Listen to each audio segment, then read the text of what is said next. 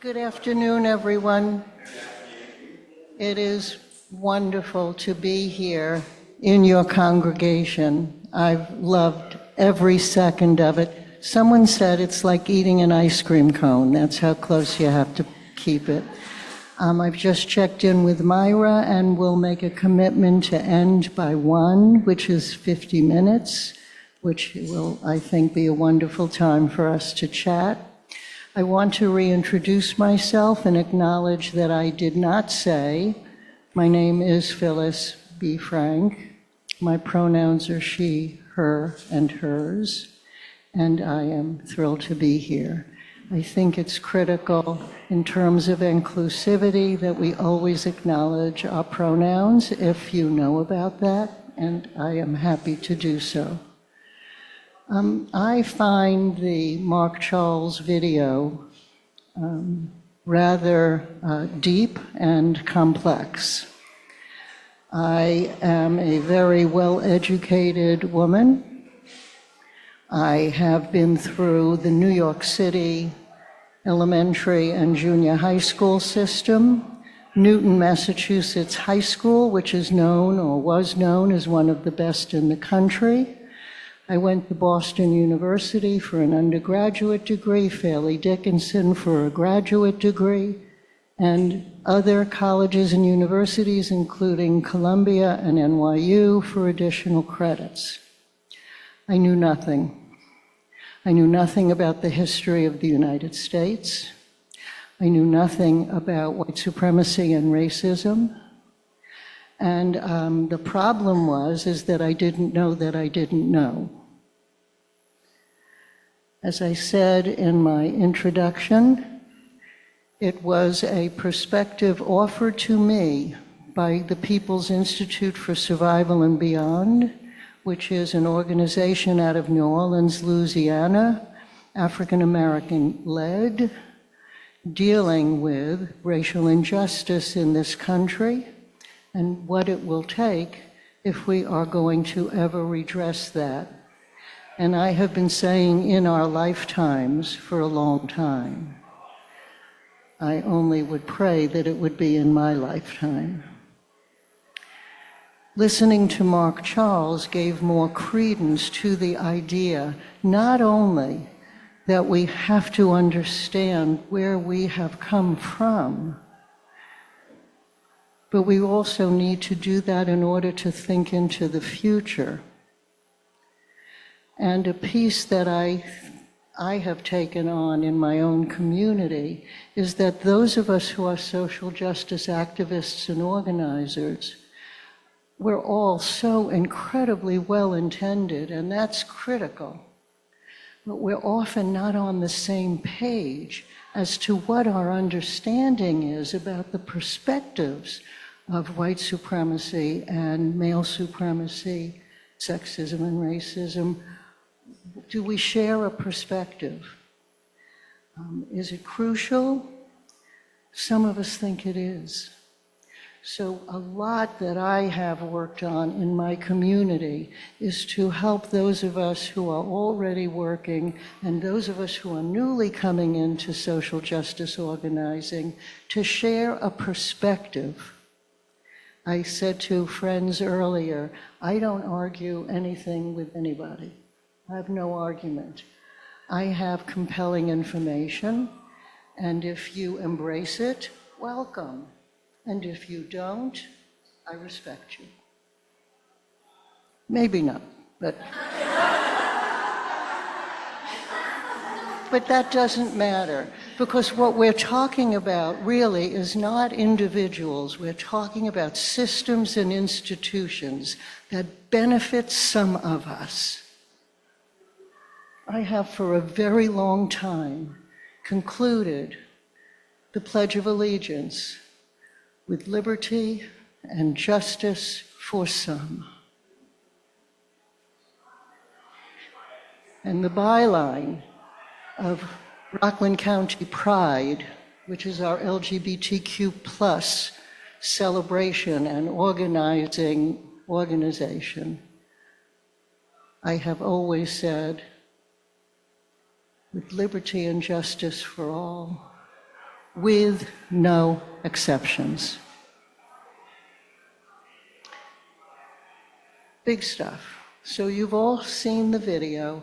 I would encourage you, if you liked it, if you thought he had some really good things to say, watch it about 10 more times. Had you ever heard of the Doctrine of Discovery? What? And the worst part of his video is when he said Ruth Bader Ginsburg. She wrote a based on. That was the worst part of the video. I didn't want her to do it. I adored Hillary Clinton, just saying. Okay, so you all saw the video, and I think everyone's voice is critical. So I would like us to pass the mic, because this is being recorded, I have heard, and if you're speaking, you have to speak into the mic. Think about what you might want to say. I promised we would end at 1, and I'm known. Phyllis B Frank starts on time and ends on time. Keeping in mind that everyone should have an opportunity to say something about this video. So let's pass the mic. Any comment is crucial and important. Well, I just met Linda, and we were discussing just this things that we are unaware of.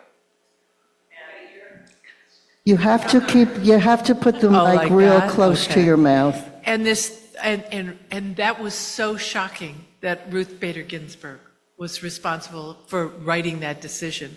And there's so many things of inequality, but that particular, this idea of the Doctrine of Discovery. Doctrine of Discovery. Wow.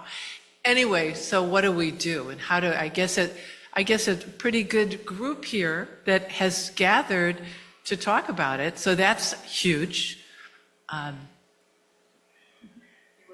Please say your name, and if you choose to. I'm Linda Pryor, pronouns. and I guess I was telling Margaret about one experience that I had of being privileged.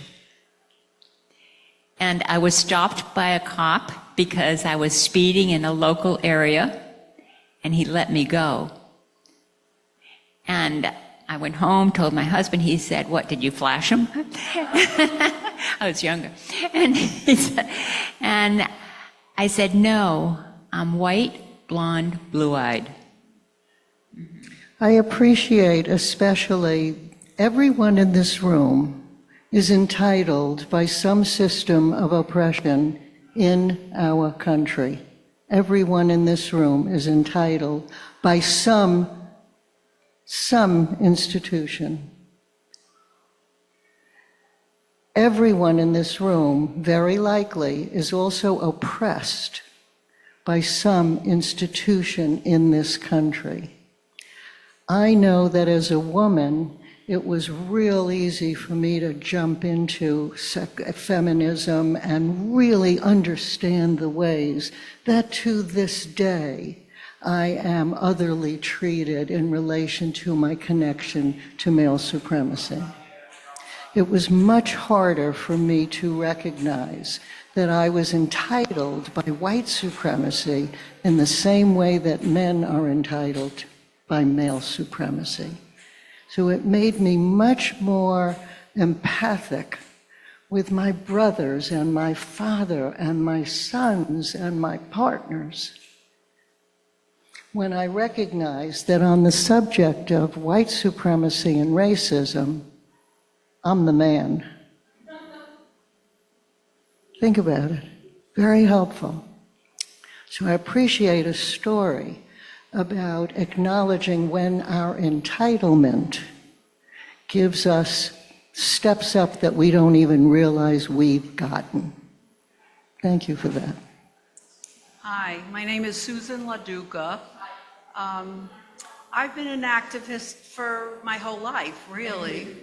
And I learned more from that TED Talk. I thought I knew so much. Yay for me, and boy, oh boy, did I learn. So that was very, very helpful. Thank you for that. Thanks for having it. It blew me away the first I heard it. Blew me away. I'm going to encourage everybody to say something.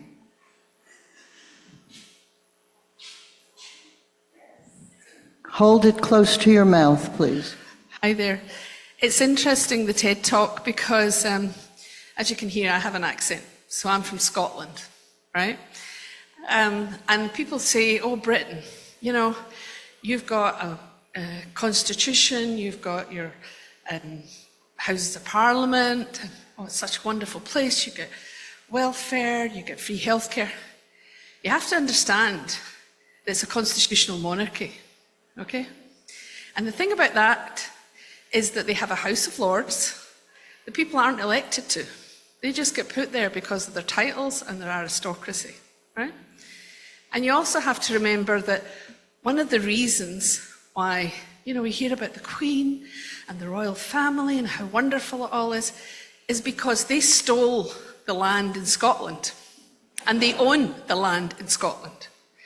So similarly to what you were saying about, you know, the First Peoples in America, to unravel all of that when these lands were stolen and now belong to the Crown is another one of these can of worms.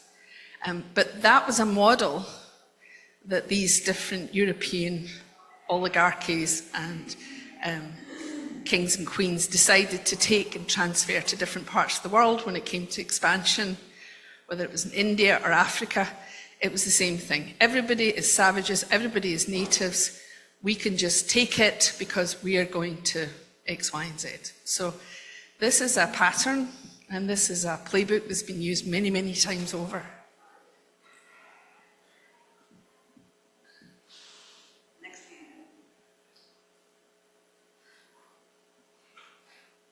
Remember, it was a papal bull. It came from the church. Keep that in mind. I didn't know what a papal bull was. I'm telling you the truth. I did not. Come back to you. So, Lynn Smith, I come from a world of anti-Semitism. My first job in 1971, I was hired in a department of all men. They were drinking on the job. They had alcohol in the drawer of their desks. And I was told I was going to be head of the night staff. I was 21, and I was told to get them in shape. And it was a grueling time of and abuse that I took from these men who were in their 40s and 50s who really didn't want to be told by a short, white, blonde woman what to do. But I want to mention the Me Too movement.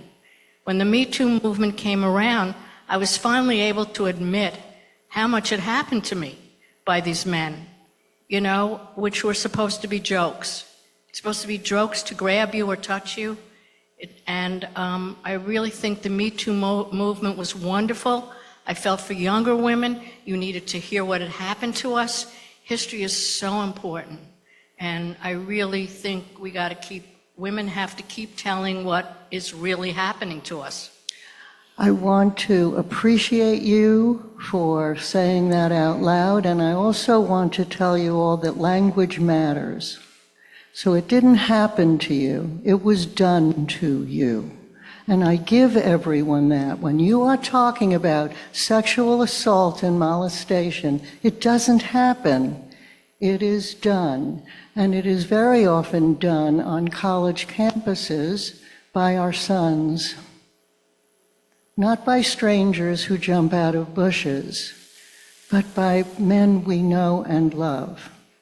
And we talk about teaching girls how to stay safe on campuses, but what we don't talk about is what we need to do that makes it critical that men and boys start looking at what they have been entitled to do with permission from systems and institutions that are working, just as Mark Charles said. Thank you for your speech.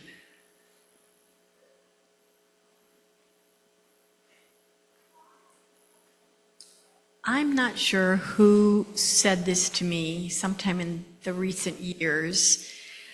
It's a way kind of expressing the idea of privilege, but in a way that reached me, so that I really don't forget it. So it was along the lines of,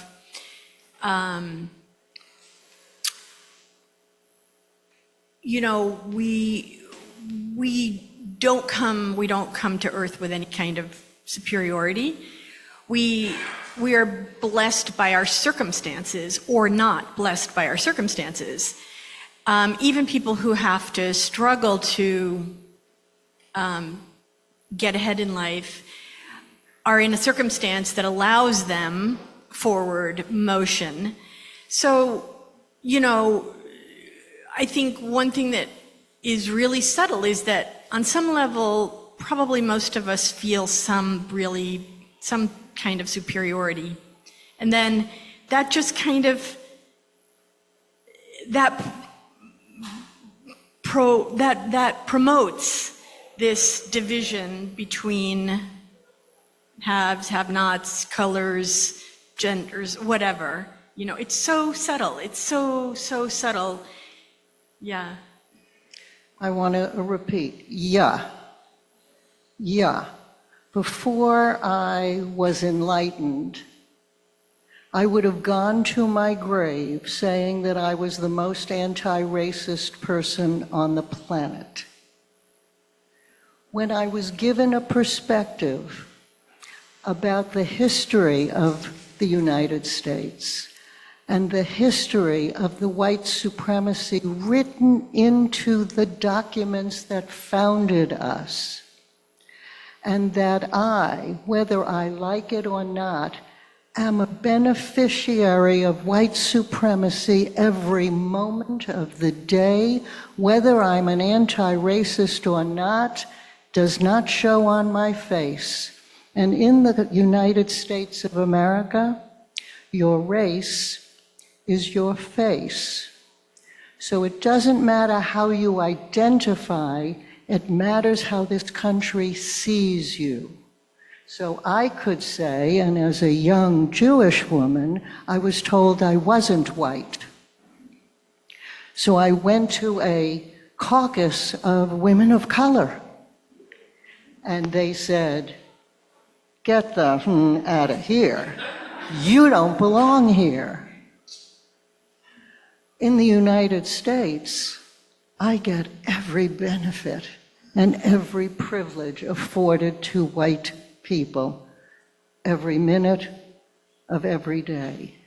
Men, you get every privilege created by male supremacy every minute of every day. And as I say that, I have to add that there are co-occurring oppressions. When I have said men are entitled, black colleagues have said, "Yeah, I'm entitled in this country?" And I said, "Not at all. Your race is your face. Within your own community, you have male supremacy, but not in the greater world. You do not. I mean, male supremacy, yes, but need I say more?" Hi, my name is Judy Matana, and there were two things. Oh, wasn't close enough? Oh, okay. Ice cream cone. I'm going to eat the mic. I thought about, as I listened to the talk, Project 2025. That's it. That's what we really need to attend to now. That is a reality for us. That's a very frightening reality for us.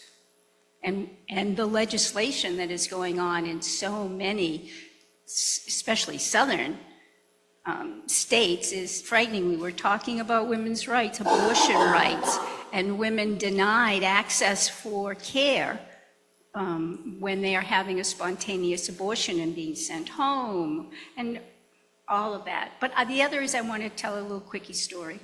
I went to nursing school in Boston, and in my class there was one black student, and I decided I didn't know any black kids, so I was going to become friends with her.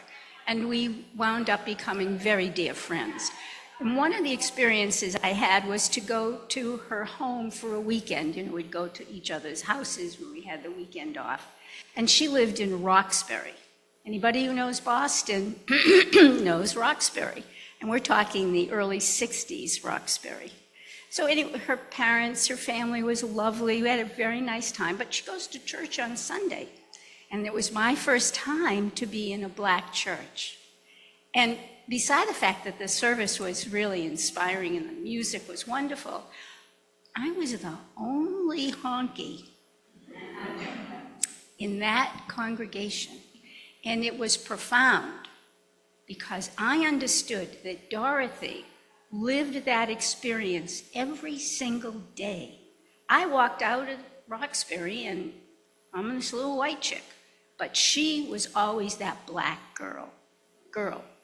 She was always that black girl, and it was, for me, a profound experience.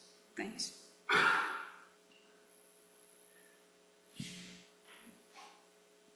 Hi, Diane. I'm sorry I came late. I don't know really what the question was, but I wanted to say I was really happy to hear him say at the end, the very end, that we need equality for everyone, and that includes people of color, women, and according to class, okay?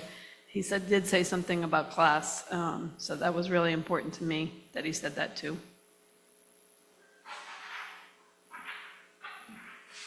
Next.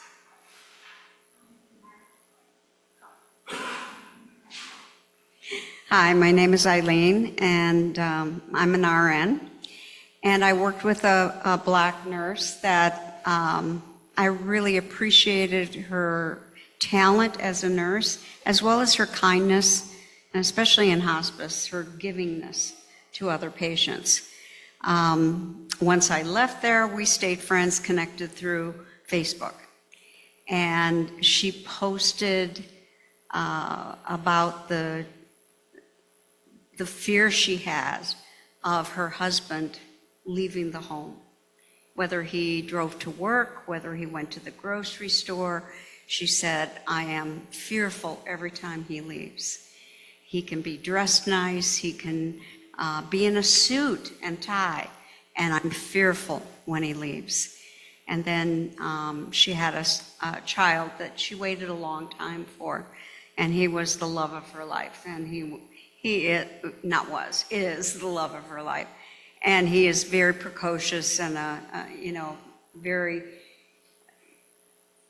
it's fun to see what he does. And she says, now, when my husband takes my son, I am terrified when they leave the house. And that broke my heart.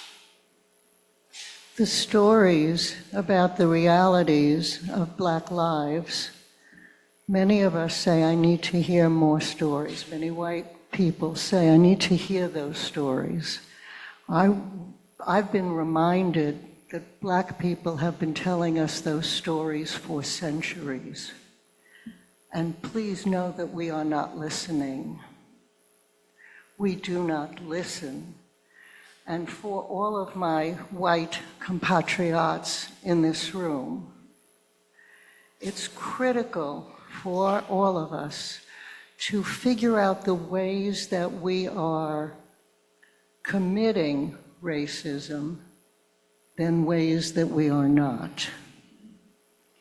I said to a very good colleague of mine, Victor, you're afraid of the Ku Klux Klan and the Nazis and the skinheads, right?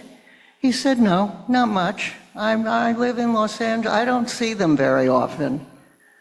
I said, well, who are you afraid of? Who's hurting you? And he said, Phyllis, you are. It's white, liberal, already fixed, already know it, white people like you who are not hearing the ways you make infractions that are crucial to our well-being every day in the progressive lives that we live. Pay attention, Phyllis. Lesson learned. Wasn't easy to hear, by the way. What did I want to say? No, not me. You don't know. Shut up and listen, Phyllis. Hard stuff, right? And that story is a story we have heard from Black parents about children, women about men. Thank you.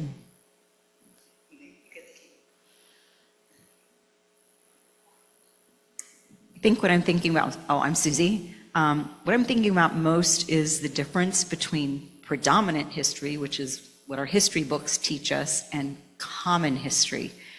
And so now I'm really thinking about how can we achieve a common history, because so much has been left out of our books and it's so hard to get it in. Unfortunately, in some of our schools, they are being disallowed. Teachers are being punished, disallowed, and their jobs are being threatened for teaching the history that we know has to be taught. So, you know, it's systemic and institutional, and individuals. I'm doing my part. Show these videos. Encourage people to take an Undoing Racism workshop, which teaches us about real history. And people say, Black history? It's not Black history. It's U.S. history. It's U.S. history. So what I was sitting here thinking about before you said that is, and I think, let's see, how do I say this? How to create a common history. I wasn't thinking about that, but I think what I was thinking about is how do you actually step outside of your comfort zone? Like now we have, you know, all these people from Latin America getting abducted, and here in Boca Raton, we're not seeing it, right? I keep saying, wonder when I'm going to see it, wonder when I'm going to see it. And the first time I saw something, and I'm the kind of person that does go out of my way I physically go out of my way to try to help someone but I did see something. I did see two Latin American men with the police down in Meisner Park, sitting on the floor, hands behind their backs, and I thought, oh my God. The way to make history common is to actually insert ourselves into what is happening. My problem is that I'm not sure that I'm willing to risk my safety.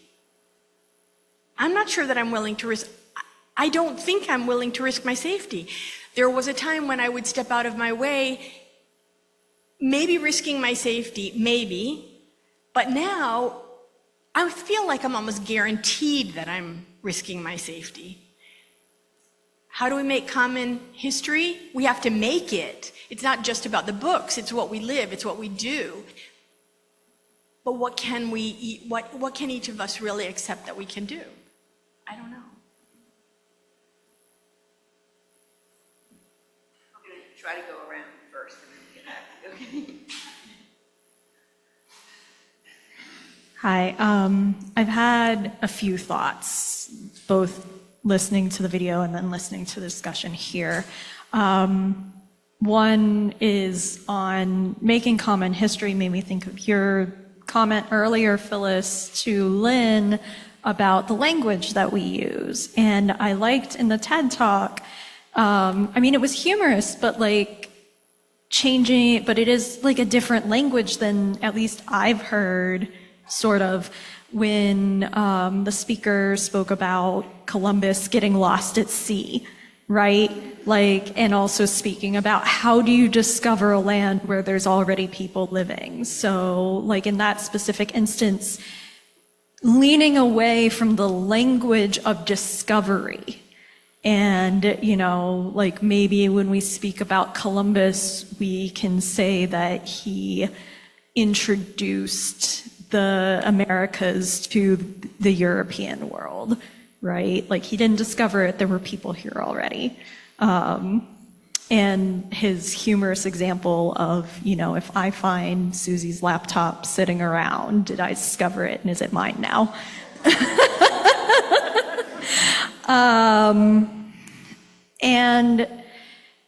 But then and some of you have heard me speak to this before, the thinking about the history of native lands in this country reminds me of my own family's history with land in Palestine. My grandfather owned a hotel in what is now the West Bank, and during some part of the conflict over there, it was stolen from him. And my mother immigrated here, partially to get away from that history, so it's a little fuzzy for me. But, I hear people talking about reclaiming Palestinian lands, but of course the reason why they have to be reclaimed is because that's the same language that the Israeli government is using. So how far back do we go, right? And I struggle with that.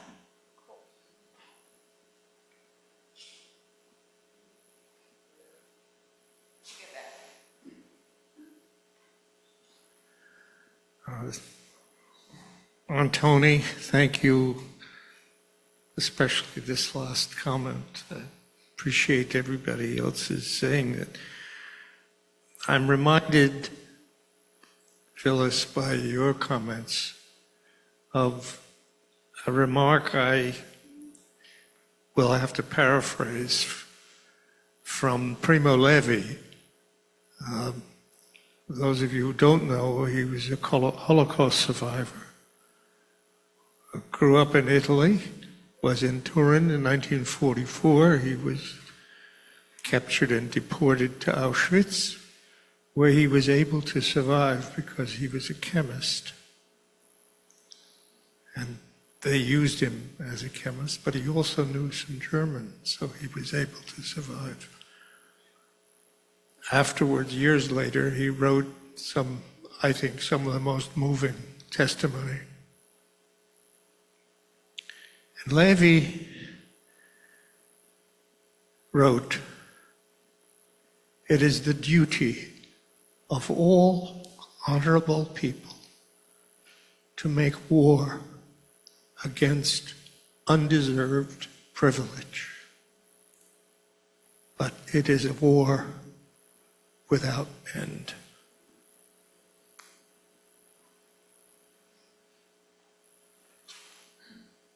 Anybody else like this problem? Can you hear me? Can you hear me? Yeah? Okay. Hey guys, my name's Alexis. I studied in cultural anthropology the value of small communities that are indigenous in nature, and it's interesting to see how the political science department and the cultural anthropology or anthropology department kind of were at odds with this, right, at the university. Hope you're okay. The idea, I think, in 2026, current present time, the American dream is a salad. It used to be, a melting pot. It's a salad now. And see, I think they can hear. Yeah, they can definitely hear me. Yeah. Closest to your mouth works. I don't want to kiss it.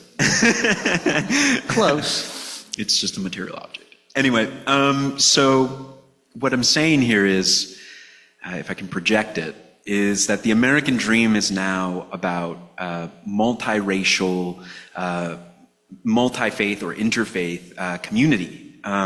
As far as I can see it, race and at least that's how it's been taught at universities as of recently, is no longer a real term that we use. We don't believe that race exists because it has no biological correspondence.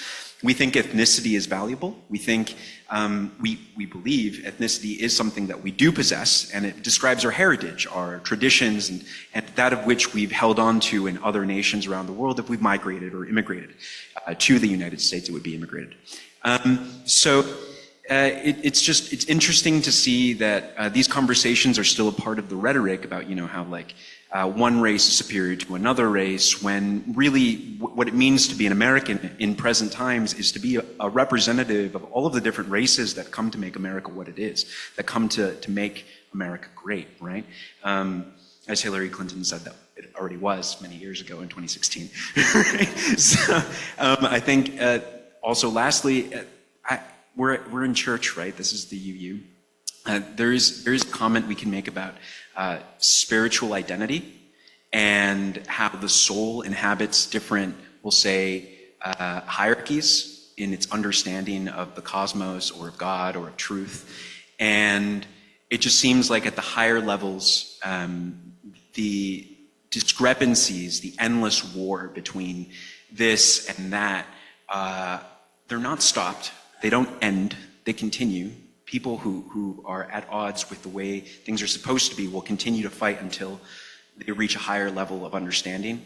At a higher level, those things don't necessarily matter, but they still impact us emotionally. And so it is important to be vigilant and to be aware of what's actually happening, of what the dialogue or the dialectic is actually about, and to keep God in the conversation. If we're going to be talking about poverty, fine. Let's maybe talk about what materiality actually means. Like how do we get physical substrate from consciousness, right? So that. I don't want to make an assumption.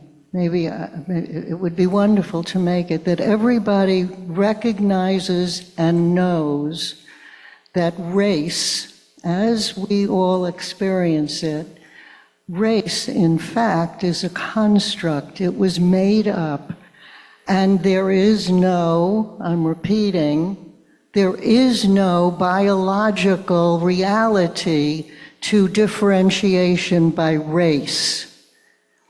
I learned that. I didn't know that until I was a grown-ass adult, is what I want. I did not know that. Well, I know it now. My greatest mentor in learning about my white supremacy and the white supremacy of every system and institution in this country is that racism does exist, and we need to acknowledge that in order to redress the harm that all of us, including people of color, absorbs that white is superior. And I challenge those who identify as white to find within you where you have absorbed that. It was put in you without your permission. You didn't want it. Don't say you don't have it, because we all do, and you're not going to fix what you don't think is broken. So on a personal level, find it, and then you can do a better job of not acting on it. Follow me?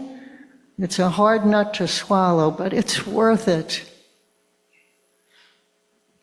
My name is Bob Schneider. That TED Talks opened up my eyes. I'm sure a lot of us never heard of any of it. Being born in this country, I grew up in Sunnyside, Queens. I never experienced anti-Semitism, but I read about it. I guess I was blessed, but some of you know I'm married to a woman whose origin, she grew up in Tanzania, Africa. So I have a real African bride. And I wish she was here. She wrote a book that was just published speaking about her immigration to UK, to Long Island, to Florida as a black woman who was a professional as a chemist, and the racism and prejudice she experienced. So more and more, you will see movies now coming out in the last 10 years that shows, like the Tuskegee Airmen, if you heard of that, they were never recognized as heroes. There was an African scientist who had no high school dropout, who developed a cure for babies that were born like blue, oxygen deficient, and he came up with that, and the white doctor took all the, I don't know if any of you seen it, but a phenomenal movie, I forgot the name. So I think we just have to be more aware and respectful and talk to each other and not hide it under the carpet, just experience that we are the same color, just a different pigmentation. I don't know if it's ever going to happen, but I'm an optimist. In our lifetime. Anyone else who hasn't spoken?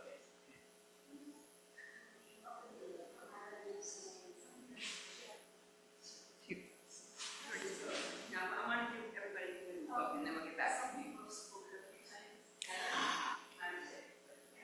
Hi, everybody. I'm Jennifer, and I'm currently the head of our Healing Justice group here at the Fellowship. And we did run a series last summer, Race, the Power of an Illusion, which is a wonderful film series. Myra was very involved in putting that together.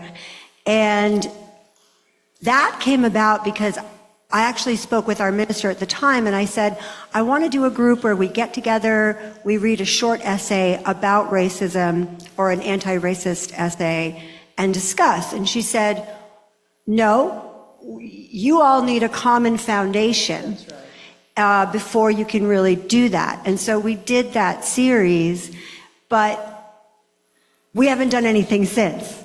So as I'm sitting here, of course, I'm thinking, what is next for us? And I know, well, I hope that, I appreciate you mentioning the resource you did about trainings about systemic racism. I also have been through one through a different organization. I don't know for sure if they're still functioning, and I can't remember exact name, but, is that our next step? Or, anyway, I want everybody to think about that. I don't have the answer, but I want you to think about that. And then I know we're running short on time, but the other point I want to make is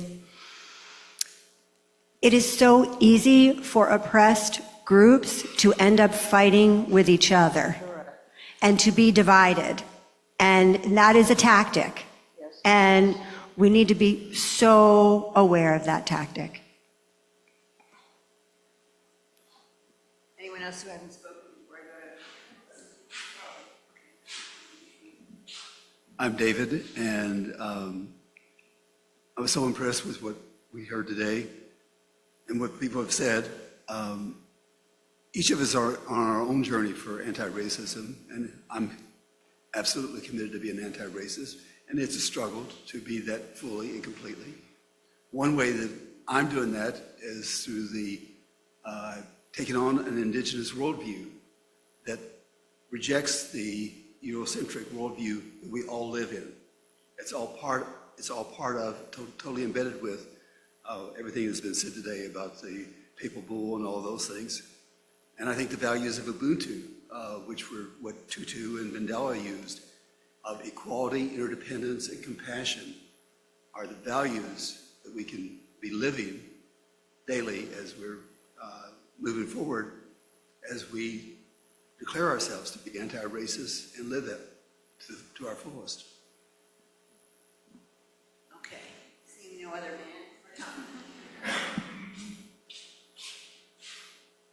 I just want to be clear. I don't want to be an uppity Scottish person because I'm actually a naturalized American.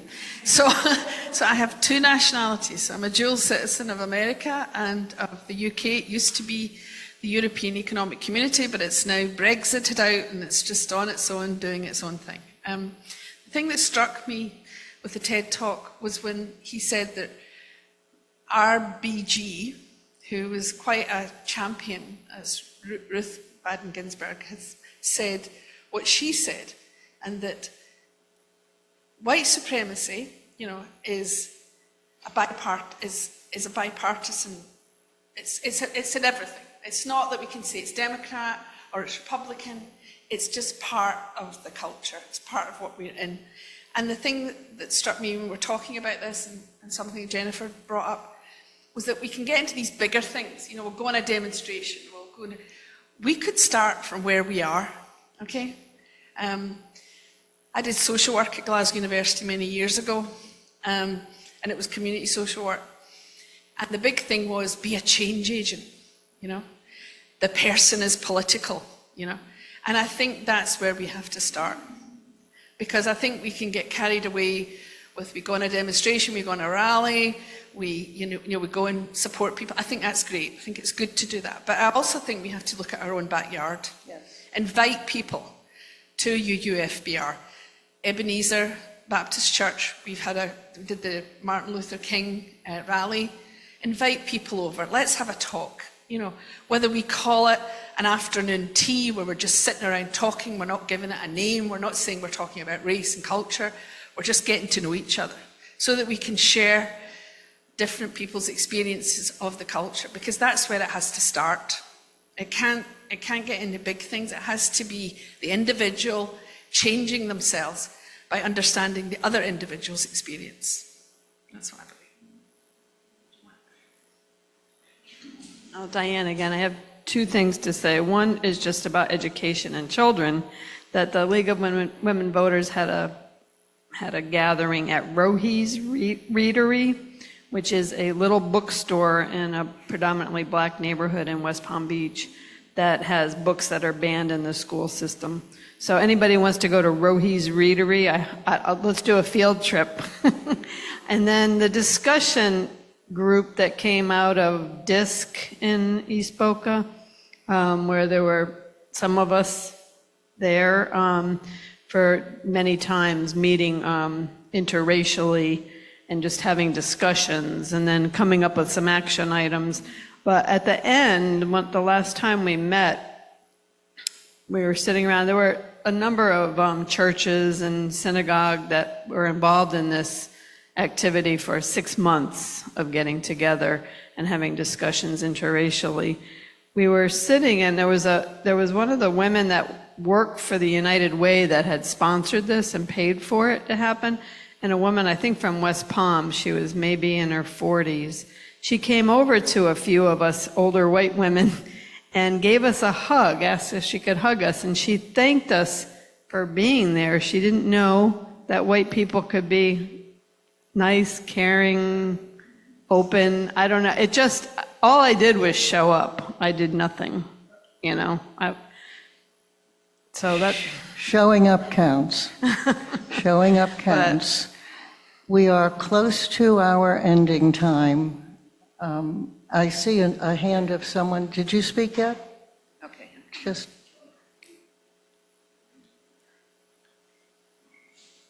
I just wanted to make sure, I'm Judy. I wanted to make sure that everyone here is aware of the holiday called All People's Day and the fact that there's a festival that happens every March, Pompey Park, Delray Beach, March 28th, which is Saturday, 11 to 3. And we have booths. We have about 50 booths. We have performances. We have free food and a child's art workshop demonstrating the principle that we are all made from the same stuff and we deserve equal dignity. So there are places to show up where you can have conversations, because that's what All People's Day is for, is to have the conversation across whatever difference we perceive. I'm going to take the liberty of the last 2 minutes because I did promise we would end at 1. Help each other to see. Don't call each other out. But be brave enough if one of us in this room says something and it's reeking from unaware sexism or racism or classism or anti-Semitism or ageism. Help each other to see. I don't want to be called out. Victor called me out. You're the problem, Phyllis. Help me to see what I don't know. It's about ignorance. It means what I don't know. And last, I used to teach racial justice as part of a longer workshop. What you can do now is let every gathering be a racial justice gathering, so that our focus as a group, even if there are no white people or no people of color present, keep a focus on, are we being anti-racist as we address policies and procedures? It will help. It has helped us. And finally, I have a favorite song. I'm not going to sing it, but I'm going to say the words, and I'm going to say them twice. You probably know it. Say it with me the second time, and it'll be our way of ending. Ready? It's called Ella's Song. We who believe in freedom cannot rest. We who believe in freedom cannot rest until it comes. I'll give you the middle part. Until the killing of black men, black mothers' sons, is as important as the killing of white men, white mothers' sons. We who believe in freedom cannot rest. We who believe in freedom cannot rest until it comes. Thank you, everybody.